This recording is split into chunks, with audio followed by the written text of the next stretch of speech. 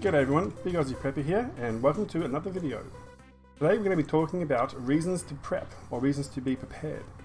A lot of people ask, how do you start to prepare? And I answer with three things. You need a pack of cheap pens, or even just one pen. This one was $2.50 for 4 pens. I love 4 pens. I like writing in lots of different colours. It really helps my brain separate information. You could get the good, big ones. I got these from just a variety store. You need a notebook, whatever size you like. I like this one because it will fit in my cargo pants and my cargo shorts.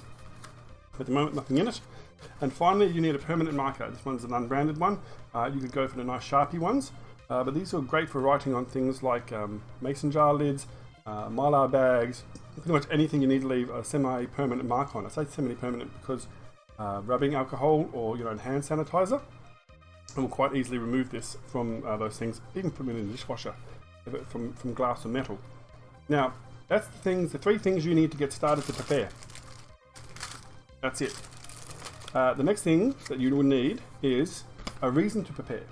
And I want you all to, right now, if you have the ability to, pause this video in a second, not yet, and write down one word for why you want to prepare. I'm going to write down my one word, so feel free to pause it now.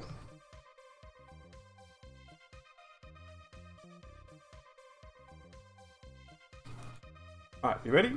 For me, my one word is family.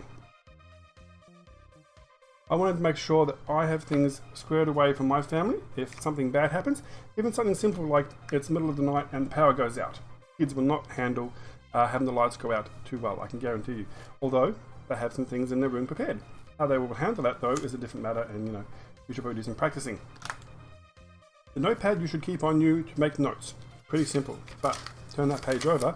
You want to start writing down some things. Now, what things? Like, where do you actually start? I actually have prepared a document. As I've mentioned before, I'm going to be doing quite a few of these. I'll be preparing these as PDFs and Microsoft Word files, so .docx or .pdf. Now, if you like, you can look in the description for this video and you'll find a link to WPS Office, which is a free alternative to Microsoft Office. It does a pretty good job of anything you could do in Word, PowerPoint and spreadsheets. Excel. Sorry, their product's called spreadsheets. Here we have, you have a look up here, the first one that's going to be up for you to view and download.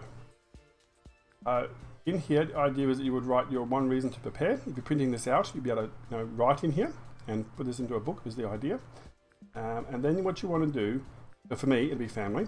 And then what you want to do is think about your area, maybe do some research. You look up historical records. Speak to someone who's lived in the area for a while. Say, look, do you remember any natural disasters or emergencies that have happened? And write them here in this side. If this is a Word document, it's really easy to edit. You can just click in there and type.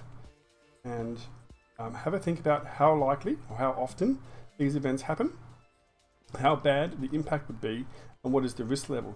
Now you can actually use this risk matrix down here to try and work out pretty much these three here. You use the risk matrix to work out for each event, that should be a T there, so I'll fix that typo before I put that up, that could happen in your area or to you, the risk of each event. So for example, a hailstorm, in my area, the likelihood, it's possible. It's not unlikely, it's not very unlikely. It's not that likely, we don't get many hailstorms. And if a hailstorm did happen, what would the effect on us be? Well, our cars might get a bit battered. We don't have any sort of greenhouses up or anything. So for us, the impact would be minor. So if you find where those two intersect, so it's possible and minor impact, then for us, it would be a low medium. So you can put that in the risk for that one. If you're not sure what things you want to put in here, we have a list over here, a few things to consider. So for natural, bushfires, that's actually a bit more common in my area, so that would make a good example too. Floods, cyclones, storms, landslides and hailstorms. These ones are some of the ones I've researched as the most common ones in Australia. There's definitely a few more than that.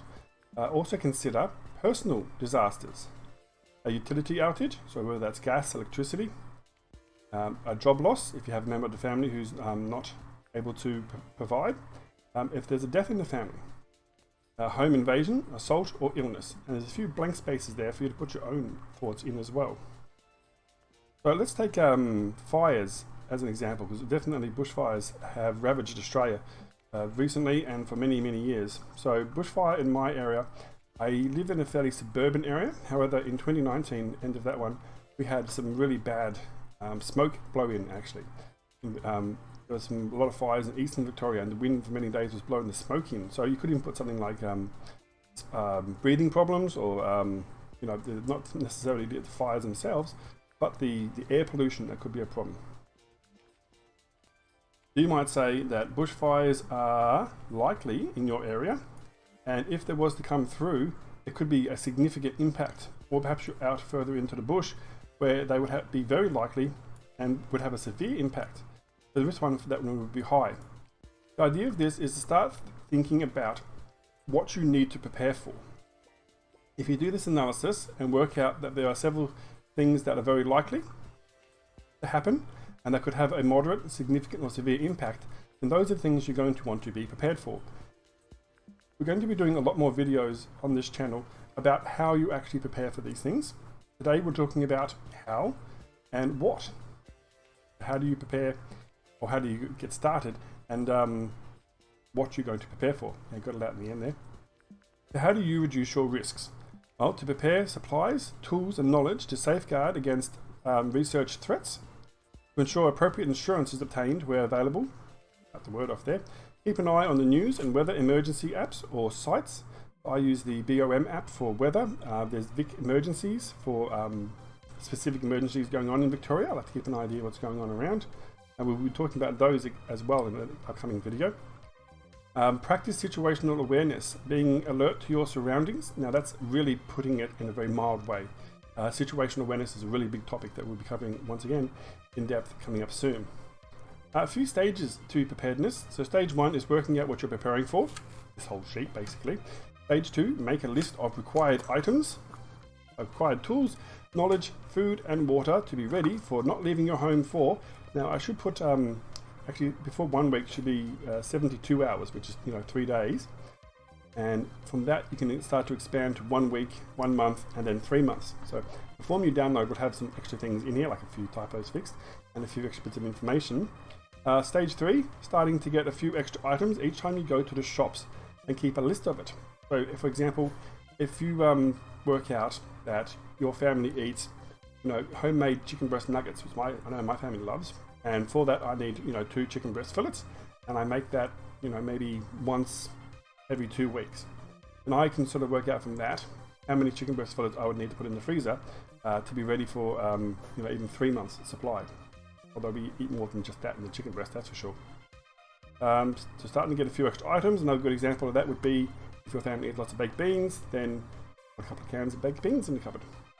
And keep it on a list. And we're doing lists in another episode. I've got a digital way to do that in Excel, which is going to be kind of fun to do. Well, I like Excel, so fun for me. And stage 4, keep building supplies and knowledge. It's not enough to just have a few things and then sort of rest on your laurels and say, well, I've got a few things, that's fine. You have to keep practicing and keep building your supplies and knowledge. A few links here about natural disasters in Australia. Obviously this is an Australian-centered YouTube channel, and we're going to be actually doing a video. Probably the next one after this is going to be about preparing for an Australian summer, which I haven't seen a lot of information out for. So we'll be doing that specifically up next. At the time of recording this, I currently don't have my YouTube channel completely set up. I'm actually going to be doing that as a video for some of the other training that I do on how to become a YouTuber, as well as how to get your business online and how to provide online training. So this video is going to serve a lot of different purposes for me. That's also another clever way you can do things, is see if you can bundle things together. Here we have my Big Aussie Prepper podcast page. But if you haven't already, I would encourage you to go and sign up. I know it's on Spotify already. I've searched in one of the other ones. I use one called Podcast Addict, and it's not there yet. I know if you go to Spotify, it definitely is, and I've got to try a few other places. So I'll be putting a link to this down there as well. So make sure you let me know by dropping a comment in the section down under, and then we'll add it and talk about it in the next video as well. Until then, if you can't beat a grey man, beat a big man. See yous.